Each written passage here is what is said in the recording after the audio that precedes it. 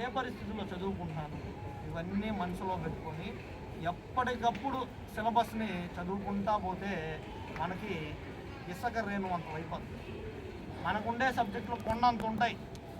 కొండంత సిలబస్ను కూడా కొద్దిగా డే బై ప్రతిరోజు నువ్వు చదువుకుంటా పోతే చిన్నంత ఇసుక రేణు అంత అయిపోతుంది. ఎప్పుడు పుస్తకం తెరవకుండా లాస్ట్ ఎగ్జామ్ 1 month తెచ్చామనుకో, అది కొండంతలాగా సగం ఫెయిల్యూర్ ఎక్కడంటే అక్కడే ఫెయిల్ అయిపోతుంది. అరే నేను ఎప్పుడు చదవగలుగుతాను?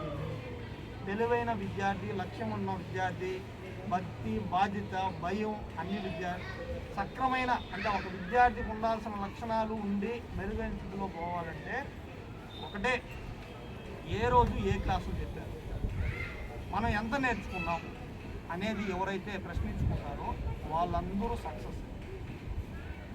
ఒకటే గుర్తుపెట్టుకోవాలి, ఒక మార్కులు అనేటివి నీ నాలెడ్జ్ని ఎక్కడ ఏ స్టేజ్లో డిసైడ్ చేయదు. నేను ఒకటే చెప్తా, మనం ఎక్కడ డిసప్పాయింట్ అవ్వాల్సిన అవసరం లేదు. 10thలో నీకు 600కి 600 వచ్చాయి, ఓకే 600 వచ్చాయి అనుకుందాం. 600 వస్తే నీకు పిలిచి గవర్నమెంట్ వాళ్ళు ఉద్యోగం ఇస్తారు. ఇస్తారా? ఇస్తారెవరా? కొన్ని రాయితీలు అనేవి ఉంటాయి. సపోజ్ ఇంటర్మీడియట్లో చేరాలి, ఇంటర్మీడియట్లో చేరాలంటే కొంచెం ఫీజులో రాయితీలు ఉంటాయి, లేదా ఫ్రీ సీట్.